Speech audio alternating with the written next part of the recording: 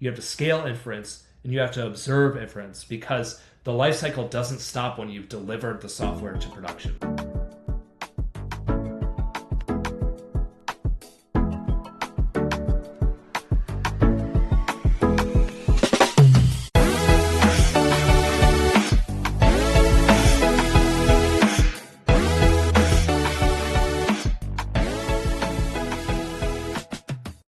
Welcome to the Forward Slash Podcast, where we lean into the future of IT by inviting fellow thought leaders, innovators, and problem solvers to slash through its complexity. Today's guest is James McShane, a cloud native architect at Portworx by Pure Storage.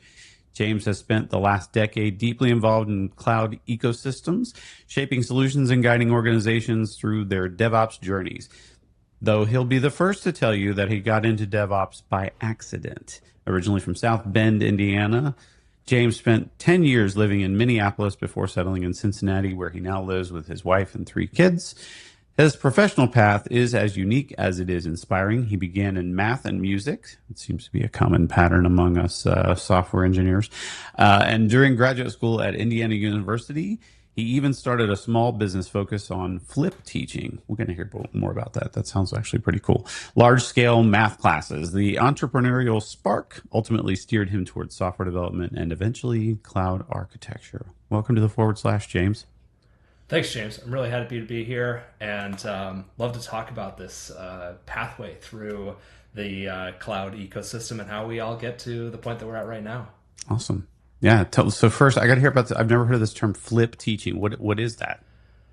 So flip teaching was definitely emerging in the late 2000s, early 2010s as a model for students to engage with material before then encountering the professor, to then use the ability of the professor to diagnose, train, and guide students from initial encounter of the material to a deeper understanding. So flip teaching is, let's start with here, give you the outline, give you the basics, and then use that professor's deep knowledge to take you to the next level and identify places of weakness and turn them into places of strength.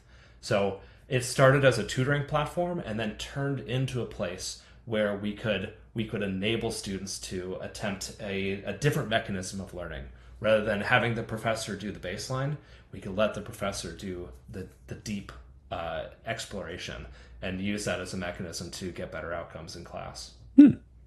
Cool. It might dovetail a little bit into like the modern day AI assisted classroom. I'm seeing some really cool tools that are popping up in classrooms now that where we can focus on, individualizing the attention that the students get, with seeing where they're struggling, that sort of thing. Yeah, this is a linear pathway, right? You start with models like this, and then you turn that into something that happens consistently, right? This the education ecosystem is something I've stepped away from, but what's going on today is still attempting to, the goal is still the same, right? High quality student outcomes driven by hands-on experience and guidance in places where they're falling off the track. Very cool. Yeah. All right, but we're not here to talk about education today. That is not necessarily your big thing. I know you as you're the Kubernetes guy. That's kind of how my brain compartmentalizes you. Is that fair? Is that a fair assessment?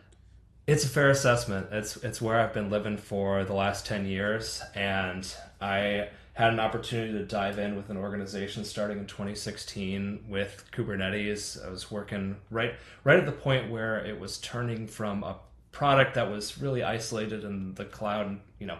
The clouds, Google had produced it. Red Hat had just switched over to using Kubernetes. And so I got to be early on the train and learn through some interesting transition times with a number of products developing for this, and then be on the train as that exploded in the early 2020 COVID period. Really felt like a time when it transitioned from a side project that many organizations are trying to the baseline way that organizations are delivering infrastructure. So I was really grateful to have the opportunity to start in it so early and learn some of the lessons that the broader community did, to then see it grow to where it is today. It's been really exciting. Now the COVID thing, it's interesting. There's a lot of things happened during COVID. I don't know if it was coincidence or, it was causation, right? What do you think? Do you think the isolation we felt, did that contribute to the cloud kind of taking root, better at that time? Having seen a number of different organizations, right? I've been a consultant for the last. I was a consultant for around 6 years. I got to see a number of different organizations all around that same time period, and keeping in touch with folks that I've worked with over my entire career. COVID forced acceleration and delivery on a specific subset of organizations that may not have had that same pressures beforehand, right? Healthcare, health insurance, responsiveness for drive-through and retail, and so that responsiveness to customer needs that were evolving really quickly, I think drove organizations to cloud, drove organizations to cloud native, and then in the background, I think there was an undercurrent of open source and a developer first sort of mentality, and all those things I think came together to really mature Kubernetes ecosystem very quickly. And I'm glad I say Kubernetes. I've heard people say Kubernetes, but Oh no. you're the expert. So that's in my brain you are. So you say it the way I do. I do know that it's not the way Flavor Flav said it. I believe he called it Kubernetes. What is Kubernetes? That's Well, right. you know what, and I think he is the foremost expert in our field. So I think we'll just have to follow him. We need to go with the Kubernetes. Yeah. I don't know if you guys have seen that. He did was it Cameo? Was that the platform? Okay. Cameo? Yeah, he had a cameo Yeah, where somebody asked him to explain Kubernetes, and it was funny. Anyway, he is the foremost expert, right? He did save. Wasn't he the one? Was that the guy who saved Red Lobster? So we are indebted to him. He did. He did save Red Lobster. So we've the cloud thing. Obviously, as you were saying, it's kind of taken root, and Kubernetes isn't just a toy, right? I mean, it's driving humongous workloads. It's running entire data centers, all of the awesome things these days. So we're a little more mature these days, and so but that brings with it some different maturity models and different ways of using the cloud. And so let's talk about kind of how we're using the cloud evolving right now. So I think there's two key directions that we can discuss here, right? The first you mentioned is Kubernetes driving the data center, and I think the disruption of Broadcom purchasing VMware has caused organizations to rethink their kind of baseline data center virtualization strategy, and Kubernetes has opened up a pathway there that is aligned to the second wave that we see, which is the evolution of the AI ecosystem alongside the Kubernetes ecosystem, right? And so those two things are happening somewhat along the same timelines. The Broadcom disruption, although the purchase happened in 2023, many organizations we see reevaluating their virtualization strategy right now. And then AI is also in this emerging state where folks are trying to determine how are they going to operationalize it.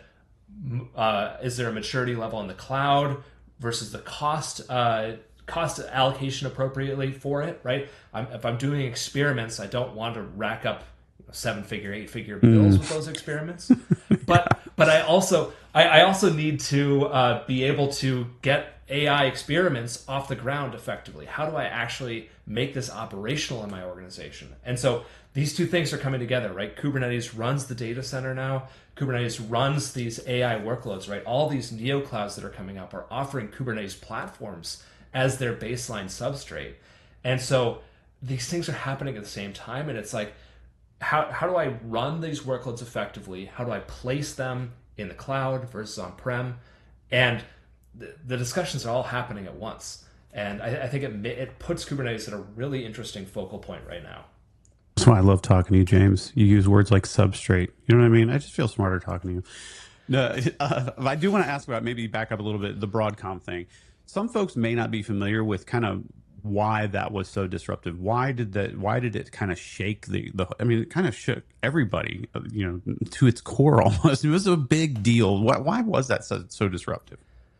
It was a big deal because, first of all, VMware ruled the ecosystem, right? They had a 96-97% market share for virtualization across, Fortune 2000 across the United States and across the world, right? Everyone had VMware. It was the default. And the key element that changed, right, is Broadcom's aggressive pricing strategies came to the next renewal period.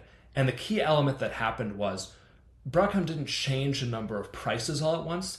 They said, you can't do these smaller subsets of our product. You have to buy our full product portfolio, Okay. VCF, and the whole baseline there. Many organizations were using VMware just for kind of a baseline virtualization, ESX, vCenter, and things like that. And so to be forced to go from that subset to the full product catalog, yes, some organizations are like, yeah, I love the whole catalog. I'm already invested in Tanzu. I'm already doing a lot of these things, and so this makes sense to me.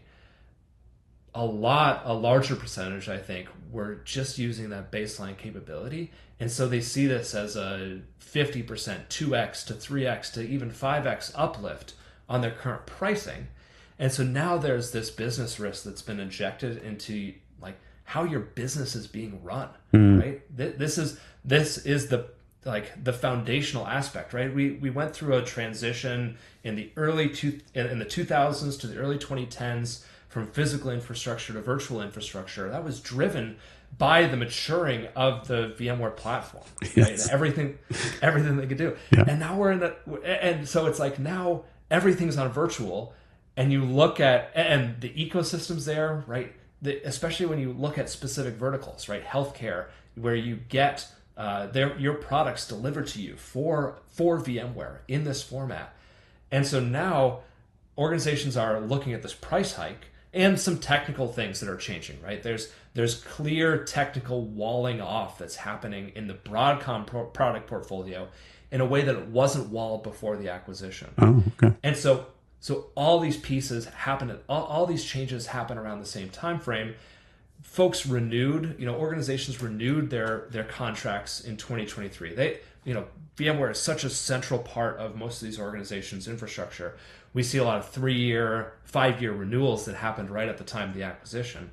And that puts folks in this place in 2025 to say, okay, now to effectively deliver new strategies, I have to begin now to be able to migrate by the end of 2026, early 2027. And there's a number of pathways, right? There's other traditional virtualization providers. There's the cloud providers offering, VMware-like services. Even that is getting some risk injected into it. And then there's, transitioning into a model of the future. And that's where I think we see containerization as the next transition from physical to virtual to containerization on physical, right? There were many times I've seen like a ton of organizations deliver, Kubernetes platforms on virtual machines on physical hosts. And today that's not a necessary layer. We can get the best performance, we can get the best density, we can get the highest throughput from containerized applications. It's just a process on that bare metal, on that physical iron, and you're going to get the best results out of that and be able to manage a broader scale platform. And the Broadcom that transition of them, it's not that it's anything nefarious. That's more of them like repositioning themselves and focusing on a kind of a subset of the market so they can support them better, right? That's kind of what they're doing, right? Yeah, they've stated that goal directly. They want to refocus. They said this in the partner ecosystem. They said this in the marketplace. They want to refocus on their top 50, top 100 customers and provide advanced high-level services and capabilities for those top customers. But the marketplace had like a layer of VMware across, not like the top 50, not the top 100, but the top, 5,000 organizations, Mm-hmm. right? And so that long tail, and let's be clear, right? Those top 50 organizations, some of them wanted to invest in the broader, high value product portfolio that Broadcom offers, and others of them don't, right? And so that mix, I think, drives, okay, Broadcom's identifying where their top customers are, and then there's a reallocation of the rest of the market. Okay. Well, thanks for that context. So I do think it was for me for a while. I didn't quite understand what was going on because I know everybody's up in arms about the Broadcom thing, and you kind of dig into it. It seems nefarious at first. It's like, oh, they're screwing us over, but it's just a really they're focusing their efforts, and a lot of businesses do that. Yeah, and I think too, I come with a very particular perspective of Kubernetes being able to solve a lot of these challenges, but in Mm-hmm. the end, it's aligned to what we see as a broader business category, business practice as a whole, right? Like you need you're not going to succeed with delivering like high quality, high outcome services without focusing your product portfolios and offerings. Now, I think what we see is, hey, if you have something that is this baseline, you have to balance those things effectively, and maybe identify like, hey, the choice that's being offered today now is who are the partners that you're going to work with effectively to deliver your these needed business capabilities, Mm-hmm. right? For some organizations, they see they see Broadcom as the partner to go forward with. Some organizations see the cloud providers. Other organizations are digging in with vendors like Red Hat, with ourselves at Pure Storage, with other providers that are reshaping how they're running their data center, reshaping how they're running their cloud. The question is just who do you want to partner with to deliver these capabilities? And there's a number of options on the field today, and I think that the decision landscape is happening and evolving really rapidly right now. So, yeah, no, I totally agree. And like, as we were talking about earlier, we've kind of matured in the cloud. We've kind of grown up with the cloud, and the cloud is a thing now. We realize it's just other people's computers, that sort of thing. But so it used to be back in the day, if I want to start up a company, I might buy a big old server and put it in a closet somewhere in my house and run my business off of it and stuff. Is that different now? Now that we have this familiarity and the offerings from kind of these big hyperscalers that are out there, bootstrapping a new company, is that different than it was in the past?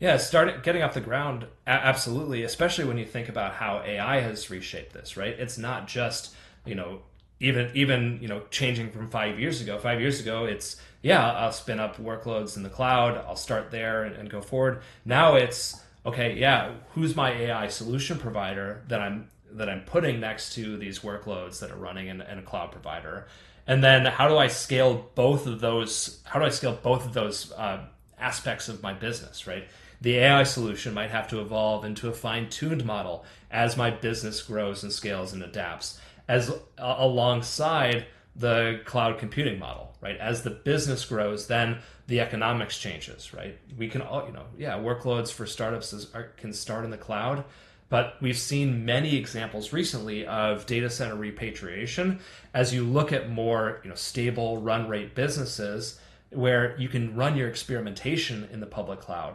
But for effective cost effective solution delivery, that hey, we've established a market here, building a data center and building those capabilities in house and bringing once you have that sensitive data, bringing AI alongside of that starts to become there's an inflection point there to move workloads from where you started in the cloud to now bringing it back on premise and starting to scale there.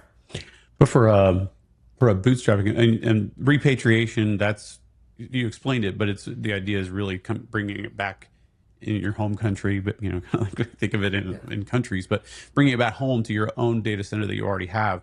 But for bootstrap companies, is it kind of like, as you said, I'm establishing my market, making sure I have product viability and those sort of things in the public cloud, and then that capital expense later, maybe when I get another funding round and I can actually afford to stand up my own infrastructure. Is that the pattern you're seeing predominantly? Is that people will go back on-prem from the cloud for how's that work?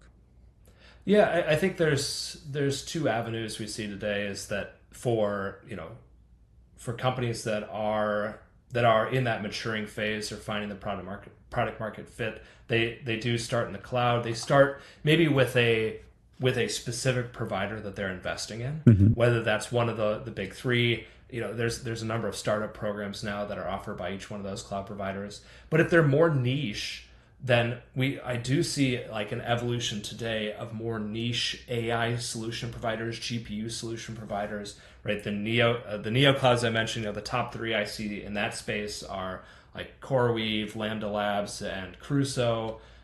There's other companies competing in that space as well, and so the question you kind of have to ask yourself there is like, who am I going to bootstrap with? Because they'll give you money, they'll have that funding to bootstrap you, and then there's a whole separate set of questions as you grow beyond that, right? As you like, okay, now we need to deliver multi-region capabilities or multi-cloud capabilities, right? This becomes business dependent, right? What industry are you operating in? Mm-hmm. And I think those kind of regulation concerns, the financing concerns, become the next phase after you've gotten off the ground.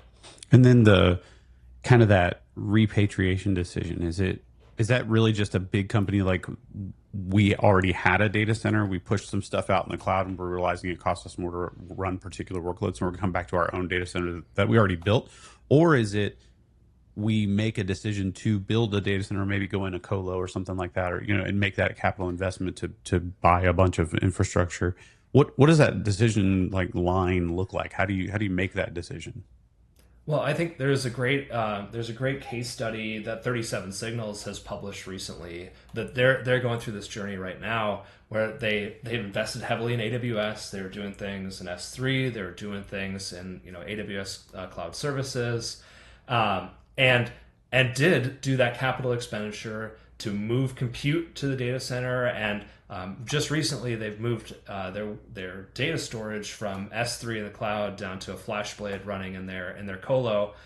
And this starts to then stratify as you get from 37 Signals is a mid-size. They've been running for a long time, versus, of course, enterprises with an existing data center footprint. With that story, it looks more like, right, all of those organizations have a data center. They've had a data center forever. They shifted some set of workloads to the cloud, and now it's more of a balancing question, right? It's a question of where should these workloads land in the long term, and how do I like lay out my costs effectively from between a capex and opex model based off the funding that my business is offering me here. And so there's what we see is there is an evaluation of that run rate in the public cloud at an application by application level. That FinOps mentality that developed in 22, 23, that really I think matured over the course of a couple of years, is now letting folks make more mature repatriation decisions in the enterprise, because they can see that unit cost, and exposing that unit cost, I think, makes it more clear when it makes sense to bring things back on prem. And is it all workloads? Like, it's kind of a curve, right? So it's a curve of your cost for in the public cloud versus, if I already have a data center and I'm investing, there's a certain point where they cross, and it makes sense to repatriate. Does that always happen? Is it just later for certain workloads? Is it just an inevitable thing? What does that even look like? What's that scaling factor look like? So I really see two elements here. I think there's a data gravity element, and there's like a network connectivity bandwidth element as well, right? Because network, we kind of view the network as free in the data center. Of course, Yeah. it's not free, right? You've invested in a certain level of network infrastructure that's more challenging to change in the data center. But it's the sort of thing where the network is run as it's run as a register out in the cloud, right? It's always ticking against you, versus in the data center, as long as you're not over consuming that capacity, that becomes an element where you can be cost optimized when you bring a high network bandwidth consuming application back in the data center. And what consumes that bandwidth is that element of data gravity, right? If there's an application that requires a lot of data transfer from across multi-region from one service to another, or from the data center up to the cloud and then back out, right? That is a place where I see a lot of applications moving back in to say, I want to run right next to where my data is stored, whether it's mainframe applications or large databases that are running on-prem. Then that can become the first set of like workloads that get repatriated back into a data center. Gotcha. Okay. We talked a little bit so far about like kind of AI. I mean, it's funny, every episode talks about AI because it's kind of a big deal right now. You've heard of it, right? AI, artificial intelligence. We all have to, right? Yeah. I think it's required in a podcast to talk about it. Right? People are now, a lot of the industry started off with, just consuming products that were AI driven products. They had AI based features and that sort of thing. But now I think we're kind of evolving a little bit, and people are starting to kind of build their own AI based workloads and those sort of things. What does that look like for companies as they're investing and they're like, I want to make my product now have AI driven features, or even my internal product for our enterprise, and we want to make AI powered solutions. What does that look like? What are those decisions? What's the pathway for delivering those? Yeah, so I think there's a couple aspects of this, right? The first problem that organizations have to tackle to deliver their own internal AI solutions starts with a data quality and a data management approach, right? Mm-hmm. What I see like very mature organizations who understand that they can't just throw out AI slop and have it associate to their brand. They understand that the first thing that they need is an effective delivery of what is their data model and how is that data maintained, tracked, governed, and delivered to inputs to their AI system, and then ongoing observability and tracking of how that AI is being grown. And so that first step is happening in a number of different places, whether it's a Databricks solution in the public cloud where they start to put that data model together, or larger scale data lake solutions that I see being more maturing more and more on prem. So it starts with the data, right? And then we have to figure out how we operationalize the AI infrastructure itself, right? How do I make my AI solution engineers effective in the AI development cycle, which I see as kind of a double the AI development cycle is more of like a double loop sort of development model where you have the AI training the AI training lifecycle starts with an individual developer doing experimentation that goes into a set of training workloads. Training is high demand, high throughput, very intense workload, right?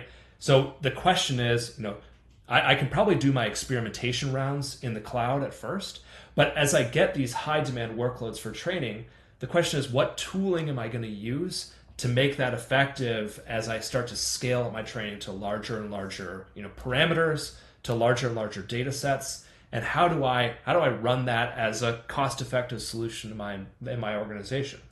We see the developing cloud solution providers developing solutions around that. I think Google's DRA, Dynamic Resource Allocator, shows you some of the ways that Kubernetes struggles to solve this problem, right? DRA is all about scheduling workloads to then be able to pick up, like say, hey, I need this type of GPU configuration to run in this period of time. I want it in this priority. And Dynamic Resource Allocator combined with Q is an approach that the clouds are taking to be able to say, hey, these high margin boxes, right? These most critical, compute environments that I need. How do I get access to them in the cloud in a cost-effective manner? So, like Kubernetes and Q has this ability then to scale up to take that demand and then scale down when that's done. That's flipped on the head of the traditional high-performance computing model offered by a product like Slurm, which has been more established in the data center. Slurm asks, how can I prioritize effective, a limited set of compute and storage resources? How can I then schedule workloads into that? Whereas Kubernetes was kind of built always on this scalability model, right? It's a distributed system that can scale up. So there's problems of AI infrastructure, and then there's also problems of the AI software development lifecycle, right? Because after you deliver that model into inference, you have to scale inference and you have to observe inference, because the lifecycle doesn't stop when you've delivered the software to production. And I think this is where DevOps, the DevOps ecosystem can actually be a helpful informer onto how we can do this software development lifecycle for AI. So this cycle comes back to, hey, I have to observe this environment. I have to look for drift in the models, and then ensure that my team is aware of that and can retrain appropriately from the data that we're seeing in the wild. So the DevOps and observability capabilities that we've been developing for our baseline applications, it's actually super helpful when it comes to how we run AI in a large organization as well. I mean, you brought up something. It's just reminiscent of You mentioned scheduling, and I'm thinking back to, like, you hear all the horror stories. I had all my punch cards in my little basket on the front of my bike, and I'm running over to the data center for my time slot that I had available. Are we back to that? Like, are we like scheduling time with little time windows that we have now? Well, we think about like these really high cost, it's why Nvidia is through the roof, right? Hmm. These high value, compute devices. It in the end, we do have to be able to then schedule those resources effectively in the cloud. That we schedule it effectively because these are high cost machines, that we're running against. In the data center, there's limited availability and there's a number of workloads that are running against them. And we I think we have all the lessons from those early days. We have the lessons from distributed systems, and now it's a matter of putting together a tool set that works to then allocate those resources effectively. So, I think when it comes to whether it's Q or a project like Slinky that's bringing some of the intelligence of Slurm into the Kubernetes ecosystem, these projects are really evolving very quickly to take the lessons that we've learned from these other industries and the history that we have here and bring it to bear in kind of how the data center and how the cloud solution providers are building this as well. And it was, I mean, obviously we don't schedule time with computers anymore. We got past that, and that was just based on. I think it was more of a matter of scarcity. Is that where we are right now? Is that just those things, those GPUs, that they're very scarce? There's just so much demand that there's just they can't keep up. Is that what we're experiencing right now? They're scarce and they're expensive. Yeah, absolutely. Like you have a limited set of GPUs and you have a lot of demand, right? Hmm. The demand is high because whether it's fine tuning or training or even scaling inference, you need access to those GPUs. So they're high demand devices that are being shipped at a limited capacity time. Everyone's talking about AI. Everyone's doing this kind of baseline AI, these baseline AI workloads, and so the supply and demand curve has now pushed down uh, push down this price point, right? Where there's a really high price point and limited availability because you can only produce so many GPU devices at once. And then there's a final piece, which is we're seeing the evolution happening so quickly, right? Whether it's the Blackwell chips coming out, the AI chip manufacturers are also evolving very quickly, and so the best AI comes from the best physical hardware, which I think 5-10 years ago we weren't as worried about the physical hardware things Hmm. were moving on. We shifted more to a commodity compute perspective. Right. That's shifted back again. Yeah. Oh, yeah. There's differentiation when you're running on an H200 or a Blackwell chip, right? It's why those things matter, and there's only so many of them in the world today. So you brought up inference, and I don't know, a lot of people understand these terms. Let's make sure we baseline some folks here. So when it comes to AI, when you have these models, you're talking about large language models or whatever type of model in AI and machine learning. There's that a training phase, as you were talking about, and that is like, I've got a plan, a training plan. I've got a bunch of data that I want to just cram through this network and let it adjust itself and learn. That's what it's called, machine learning. But at some point, we cram all this data through over and over and over, repetitive, and we get to the point where we've tested the model and we're like, you know what, this is working the way we want, right? This is giving me the right answers, it's doing the right stuff. And then we operationalize that model. We take a snapshot of it basically, and now we deploy it to a point where we're using it within our applications. Just like you hear, like, oh, GPT-5 came out. They were spending months cramming data through these things, right? But at some point they took a snapshot of it and then they said, this is GPT-5, go use it, people. Same thing with enterprises and companies who are using AI workloads. How does that differ as far as to how do you deploy? Because as you said, this is a high volume, high throughput when we're doing training, but inference, it does require some of the same machinery. We need those GPUs because you're still dealing with large linear algebra constructs, matrices, vectors, blah, blah, blah, blah, blah. So what does the compute look like? How does that differ? How do we deploy these things differently?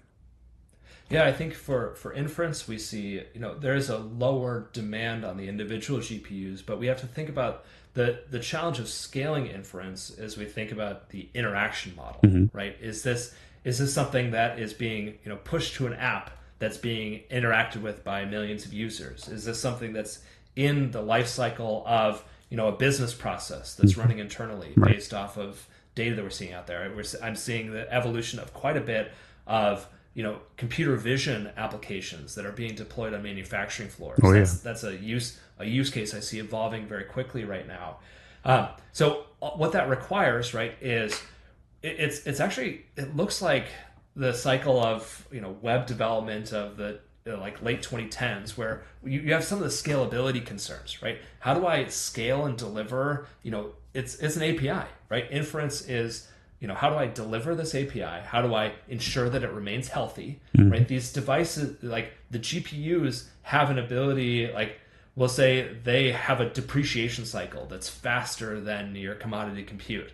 And so you need to ensure that the GPUs are healthy, check, get those memory corruptions and all those errors that can happen in the system, make those visible and schedule workloads away when that occurs. I need to be able to do time slicing effectively, right? The individual inferences might not need a full GPU, but I might want to deploy a number of different models to be able to test. Maybe you want to have a main primary production model, but then have a secondary testing model and inference as well, and split the traffic between the two of them. That's why we see these kind of agentic gateway products coming out here as well, because you might want to send your inference to two different models at once, test those results, or even send those back to an internal observing system, right? And so there's a number of challenges when it comes to, okay, how do I get this really close to where the user interaction is, right? Do I need to deploy this, if it's a user application, multi-region in the US? Do I need to deploy it globally? And these are big models. These are very large scale things. And so, the failover cycles and the capabilities there to be able to operationalize it effectively, it's why you probably, when you're running ChatGPT, sometimes it sits there and spins, because maybe you've been connected to a device that has to fail over, or running a new model somewhere else. So that same problem exists in the enterprise, and you have to figure out how to build that as an operational excellence capability that you have internally. Man, you just blew my mind. See, here all along, what I was assuming was going on, because that happens to me with ChatGPT.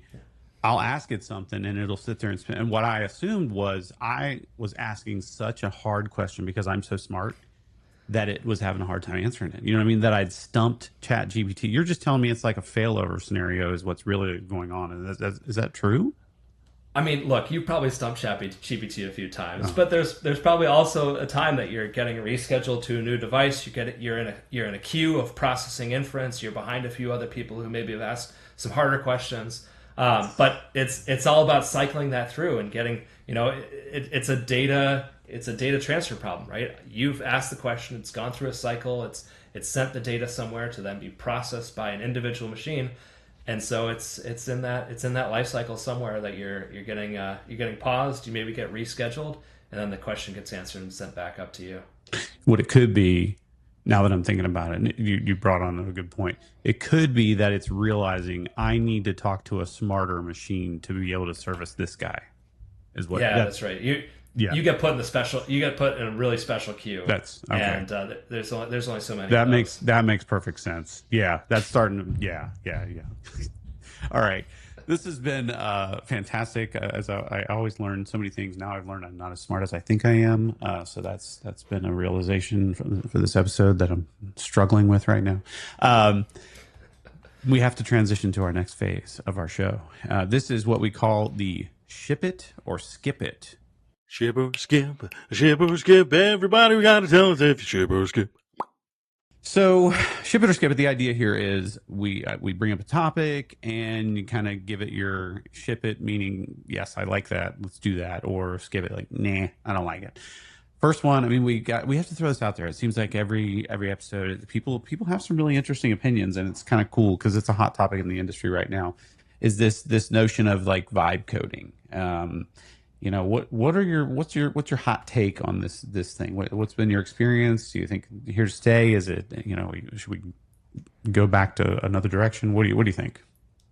Look, as someone who's primarily running, operational capabilities, I have to be a skip it for vibe coding, right? I understand, right? Vibe coding is great. You throw a bunch of AI agents together, you build something, you throw it out there. but we see the downsides of that, right? There's that great set of tweets about a guy that said he'd been vibe coding his application for a month, and then all of a sudden it deleted the production database with no backups and no ability to recover it.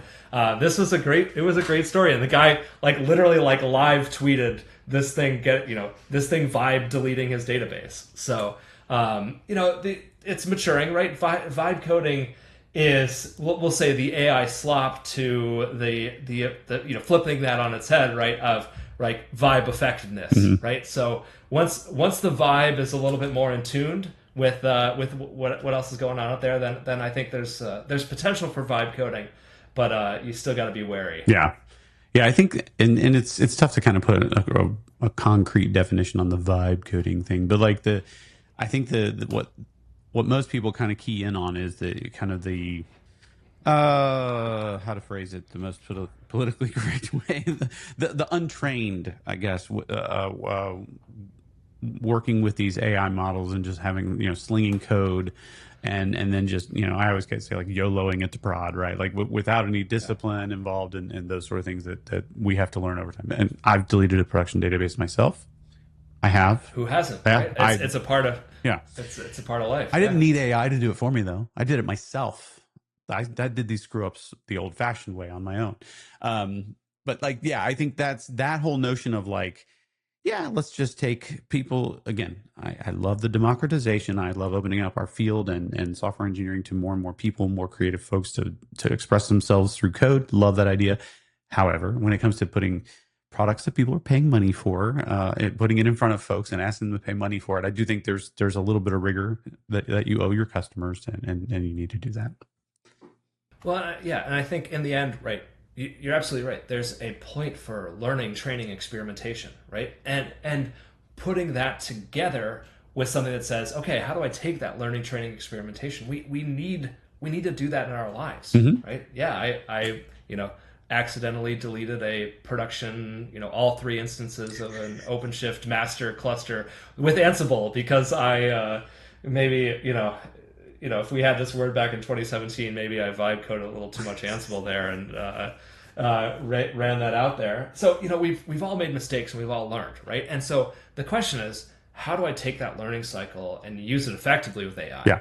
And maybe vibe coding is the first step of that. And so for that, to that effect, it's great.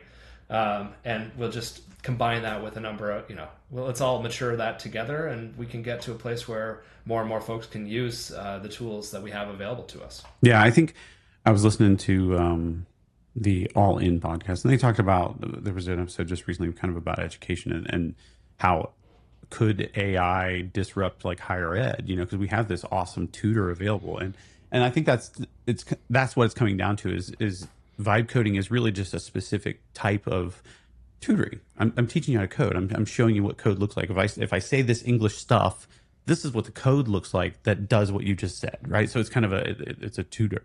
So treating it in that way and not like a production code mechanism, probably maybe a better way to think about it. But I use it for teaching me all sorts of stuff, and I do find it very helpful.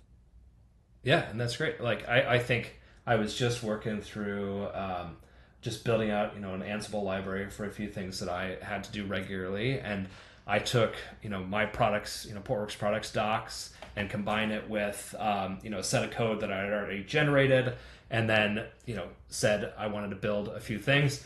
And it got me 90% of the way there, right? And if that's vibe coding, hell yeah, I'm all in. Sign me up. Yeah. Oh yeah. Right. It was just there was a second cycle that happened, right? A testing, learning, making sure it worked in a number, testing the failure scenarios, and then turn it into something that I could use.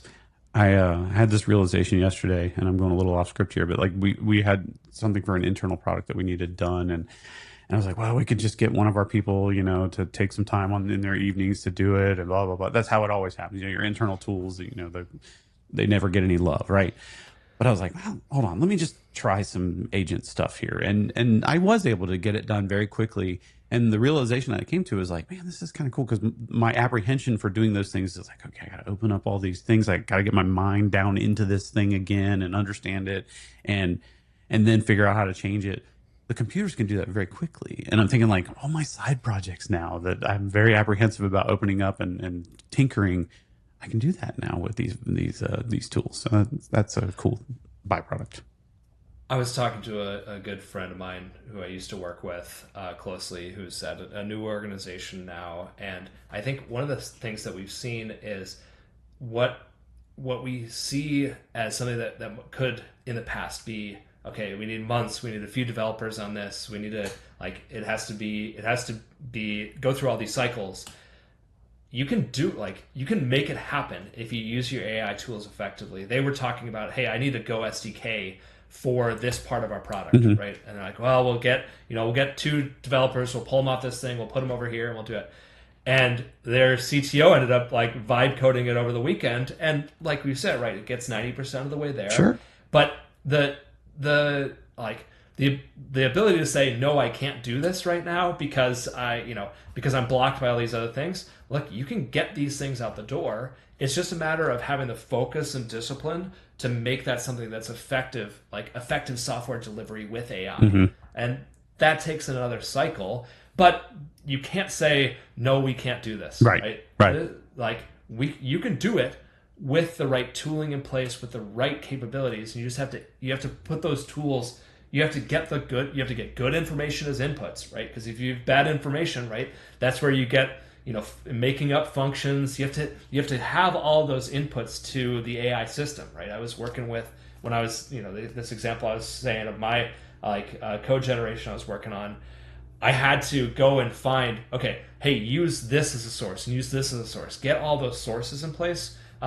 Because if I missed one of those, it would start to invent a few functions that didn't exist, and then it was like, all right, I got to go back and rewrite all these because this isn't the right syntax. So you got to do a little information gathering, but you can do things. Yeah, it's just a matter of making it happen. I think we're us folks who've had to do it manually for so long are going to have to retrain ourselves, because my knee jerk is like, well, I just don't have the time to do that. Well, my calculus that goes on in my brain of the time thing that wasn't very good in the first. I'm not a good estimator. Software engineers are never good estimators, right? We're not. We're awful. But even that flawed calculus that my brain would do, whatever that is, that has to be retrained, because it does affect the timing. I was able to I think it started at like 10 o'clock, and I had something ready to go to production by noon. To implement this whole new feature for our internal tool. And I was like, okay, well, I guess I do have the time for that. So now I don't have any excuses. I just admitted it on air. Great. Now I got to do all this stuff. All right. Next ship it or skip it topic. And I don't know that I have I'm informed enough. So I want to hear your answer. And I don't know that I even can lend my own on this at all. But you mentioned Slurm earlier. There does seem to be, is this a Slurm versus Kubernetes? Like, we're going to do one or the other? Are they combining together, or are they at odds with one another? What is this? Is this like the greasers versus the Soch? Like, what are we up against here? What a great analogy. I think what we're up to right now is what I'm going to ship is these things running into each other and building something that's better than what either one of them brings to the table. Okay. There were some murmurings about actually like SCEDMD and some folks delivering Kubernetes infrastructure working together to deliver a Slurm Kubernetes integration, and Slinky as an open source tool has been emerging there. And there's other projects that are trying to do the same thing. I was just looking at Karmada is another tool that I've seen organizations use as a multi-cluster scheduling algorithm. So what I'll say is I am shipping these two tools coming together even more. What I'd really like to see is more of the knowledge and understanding that the HPC ecosystem has, bringing that more effectively into Kubernetes. And this is happening at the edges, right? There's groups within the Kubernetes community that are doing this. And I think we're going to be even better as an industry as the capabilities from Slurm come into, and the knowledge that those organizations have, bring that to bear in the Kubernetes landscape. Because what we see is the AI tools all run on Kubernetes, but we need more of what Slurm has to come to bear to make effective AI infrastructure for us. So I'll say I will skip those two. I'll skip those two being the sharks and the jets, and I will and I'll ship those two. You know, the what's the like the holding hands meme. I'll ship those two as the holding hands meme. Okay, of like the Arnold and or not? No, yeah, it was Arnold and Carl Weathers. That one where they're like muscles. Exactly. Gotcha. Now That's what I'm shipping. it is interesting if you had to put a label, and I used greasers and so from was it The Outsiders, and you're using the Jets. Which one would you say is the greasers? Would that be Kubernetes crowd or is that the Slurm crowd? Oh man, I don't know. We'll say that the Slurm crowd is maybe the more old school, more well established, and the Kubernetes are like the new kids on the block. I don't know how would that map to the analogies that we put together. I don't know if it cleanly does. I don't know if they cluster together in that way. That's not the linearly separable boundary that we would use to draw a line between them. Yeah, it's like they've moved in from like the neighborhoods got merged together. They moved from they moved from across the city, and now they're next to each other on the east side or something, and they've got to learn to live next to one another. We're gonna have to write an all new play or whatever. We'll get it on Broadway soon. I love it. Yeah. Anyway, all right. So that's it for Ship It or Skip It. Now, okay. So this is, and I don't know if you're a listener of the podcast, but this is, if you are, and for the audience, they know this is the most important aspect of the show. This is what, all of this stuff was just kind of a warm up, right? This was just us stretching out and getting ready for the real bit of the show that people really tuned in for. This is our lightning round.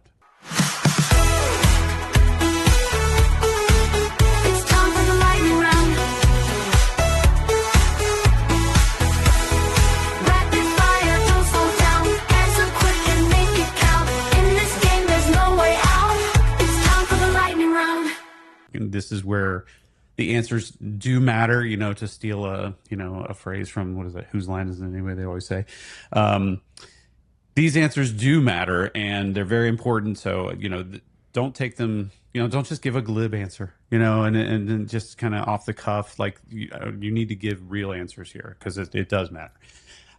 Ready. Yeah. And right now I'm just honestly stalling so I can find my rapid fire questions that I have.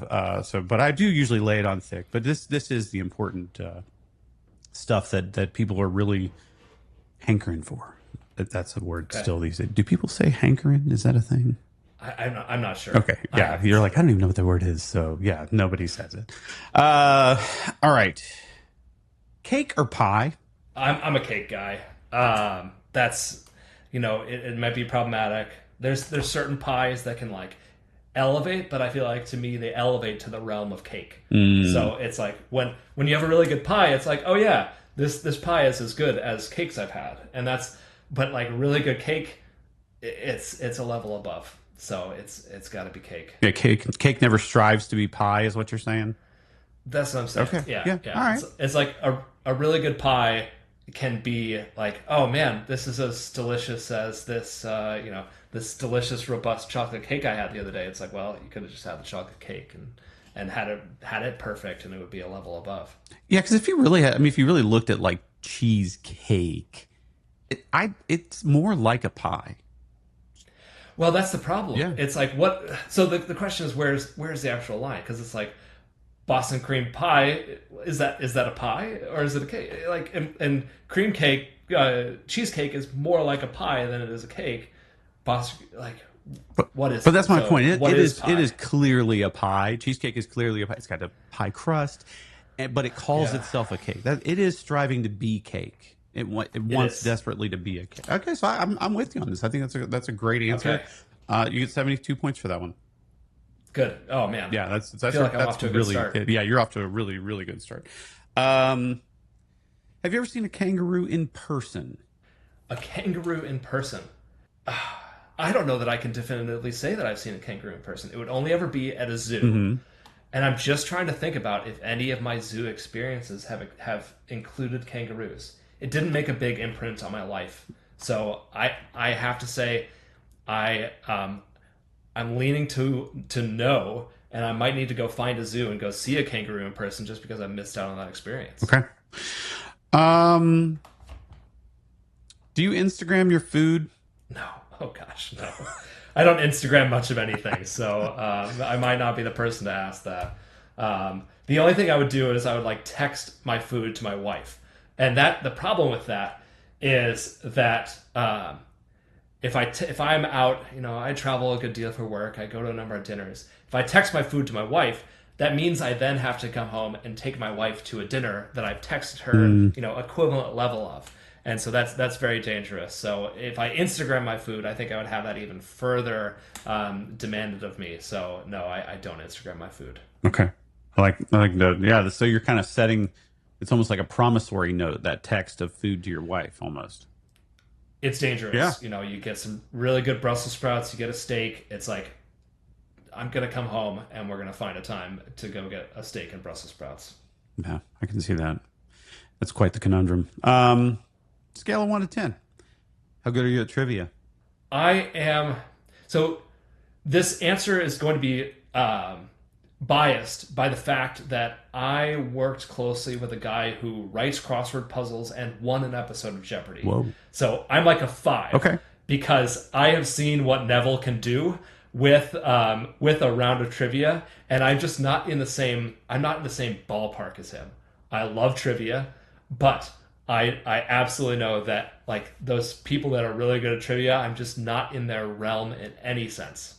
Do you find that people who are good at trivia, like you wouldn't necessarily label them as academics? No, he was just really good at gathering information. Mm-hmm. He wrote LA Times crossword puzzles, he wrote New York Times crossword puzzles, and he could just put things together and connect pieces of information in a way that was unique of anyone that I've ever met. Right? You see people in different domains that are uniquely able to do that, and he just could connect information and gather information and store it in his brain in a way that I don't think anyone I've ever seen can do. That's fantastic. All right. What temperature do you like your thermostat at? I think I like it to be comfortable and appropriate for the season. So right now, the temperature in my house is 72. Like I'm not a cold person. At night, we have a ceiling fan. I'll bring it down, to the 68 range. In the winter, it's like not too hot, right? In the winter, I'll have it 68. I'll let it adjust to the season a little bit because you don't want to go outside and have it be completely absurd, right? I used to live in Minnesota where our first winter there was the coldest winter since 1978. It was, it got down to negative 26. It was miserable. Our car definitely struggled to start out in that. So I like to adjust it to the seasons, but that range of 68 to 72, I can be comfortable anywhere in there, but it's got to be cold at night. That's the Yeah. Now, usually a part of this conversation usually evolves around, or it devolves to like, well, my wife likes it here and I like it. Do you find yourselves incompatible with the thermostat thing? You know what? I think after being married for 13 years now, we have found ourselves in harmony, and we're further evolving to be closer to one another. We both like it cold when it's cold out. We'll both throw the windows open. We had that first bit of fall here in Cincinnati where the highs were in the upper 60s, and we windows open, get a breeze going through. So I think we've got ourselves on a good page here, and we don't have, that's not a conflict in our relationship. Well, if she does listen to this episode, that was a fantastic answer, and enjoy your steak and Brussels sprouts that he's going to be taking you to. Apparently, I'll add one of the to the tally. Yeah, exactly. Which animal adds more joy to the world? Would you say squirrels or llamas? I feel like squirrels have an element of chaos that, llamas have chaos, but it's like funny chaos, right? You see a video of a llama spitting on someone. I think I'm going to go llama. What I want to do is go ask my 6-year-old this question. Okay. He watches Wild Kratts religiously and absolutely loves animals. He could tell you anything about, you pick an animal, he'll start telling you all sorts of facts about it. I can't even start. So I think he is the one that should answer this question. And just knowing him, the answer that he's going to give is that llamas give more happiness to the world. I could go either way on this one. I don't feel like there's a right or wrong answer. I feel like squirrels or llamas could bring joy. It's a tough one. It's a toss up for me. I don't know that I don't know that I've met a squirrel that I've liked. Like they've always been like A nuisance. a competitor of some Ah, sort of like yeah. Like I don't want to feed a squirrel. I want to like feed a llama. okay. So I can see that. I can see yeah. that. On a scale of 1 to 10, how much do you enjoy garlic? Oh, like 9.8. Okay. There can be too much garlic, right? So you got to temper from the 10. But man, good Lay it a on. good garlic sauce. Oh, lay it on. Yeah, absolutely. That steak and Brussels sprouts is lathered in Yeah. garlic, and it's a necessity. I don't know how they make this stuff. They used to eat at this place up in Detroit, and it was like a Mediterranean place, I think. But they had this. It was like a butter, but it's garlic with Yes, oil, and in it's the like an emulsion, and it's fantastic. when you have the garlic, like in the garlic clove they can butter Oh out of yeah, that. Yeah. Oh, 100%. yeah. Like that is the class of the class right there. All right, and finally, I do a lot of food questions. I don't know. Actually, you know what? Let's go Super Mario Brothers or Zelda for you. Oh man, I'm not a big video game guy personally. But you So have to have an I'll opinion. You say know what I mean? Like, if I had to have an opinion, I'll go Super Mario Bros. Just because of like, I'd play them in Smash or yeah. something like that. But I've never gotten into Zelda personally, so it's just I don't have a strong opinion here. But if I had to choose, it would be the Super Mario Bros. I feel like the teamwork element of the two of them together, like positive reinforcement between the two of them. I gotta give it up to Super So Mario. you're all about collaboration. And now is Link Oh not yeah. when you're playing Smash Brothers is Link not a good character? He would seem to be very very spry. Link, I'm not good enough at any of these games to know where I'm at, Okay. but I feel like I've never played Link when I was playing Smash. It was never my Okay. go-to. I feel like I was still more on the base, like kind of some of the baseline characters when I was playing out there. Okay. That makes a lot of sense. All right. Well, is there anything you did a great job. We still have to run the scoring through the tallying machine. It's an algorithm. You know what I mean? There's a lot to Of it. course, of We course. can't do that in real time. We will respond back with your score. That'll be offline. But just kind of feel like you did pretty well. You started off really strong. I felt that the kangaroo thing might have thrown you on. I'm not quite sure. Not ever Yeah. seeing one, or even if you saw one, it didn't make an impact in your life. That could hurt you. I don't know. Yeah, you know what? I feel hurt by the kangaroo. I'm gonna have to go look up where my nearest kangaroo I is, think we so have I can some. I mean, we have go to have them figure at that the out. Cincinnati Zoo. We have to. If we do, I've probably seen them Right. too. But I might have to go this weekend. Yeah. I mean, we have the Komodos. We've got some great stuff at our zoo. I mean, we got Fiona. I mean, We have Fiona. everybody I knows mean, Fiona. if you'd asked me if I've ever seen a hippopotamus, it's like, Of course. yeah, Yeah. of course. I actually wanted one for Christmas at one point. Just kidding. Um, any closing remarks? Any parting words, thoughts? Anything you got coming up you want to tell us about? Projects or are you speaking anywhere soon? You have blog posts, articles, books, anything? What's going on? Yeah, I think the thing I really like to promote is just the ability to get together in person. I think in the post-COVID world, we can do so much remotely. We're doing this remotely, right? But there's an aspect of collaboration and growth that happens because of that in-person conversation. So my upcoming things, I'm helping run the Cincinnati CNCF meetup, which we're doing a monthly fall series right now, trying to develop and build that community.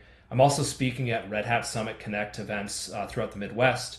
I'm going to be in Chicago, Minneapolis, and Detroit over the course of the month of October. You can go check out the Red Hat Summit Connect event page for more information there.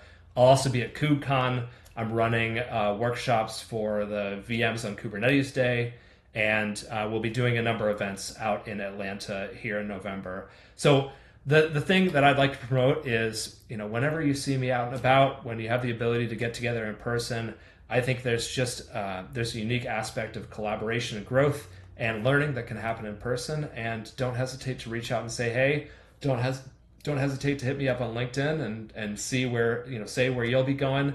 And I'd love to get together and grow community that way. We all have, I think there's unique challenges in our jobs these days of, growing, internal community within our, where we all work. But there's an aspect of the broader technological community that is grown through in-person interaction. And that's what I'm looking forward to over the course of the next 2 months. That's great. Well, thank you for joining us here on the podcast. I know whenever I speak to you, I think, this guy knows his stuff. I need to dig into this and educate myself more in this area. But I feel like even if I do, the next time I get together with you, it's like, well, he learned more things now. And now it's like, I'm never going to catch it. You're like Matthew McConaughey's like 10 years future self kind of thing. Like I'm always striving to be at your level of knowledge on this stuff. We're all learning too, right? We all have our areas of expertise and growth, and that's where I think I'm really grateful to be in this ecosystem and in this broader community, because we all have our areas of expertise and we can all learn from one another, and it creates this great opportunity for all of us to learn and grow together. That's fantastic. Well, thank you again for being here on the podcast with us. I really appreciate you coming. Thanks, James. It's been great to be here. All right. Well, if you'd like to get in touch with us, drop us a line at @calibrity.com. See you next time. The / podcast is created by Calibrity. Our director is Dylan Courts, producer Ryan Wilson, with editing by Steve Baradelli. Marketing support comes from Taylor Blessing. I'm your host, James Carman. Thanks for listening.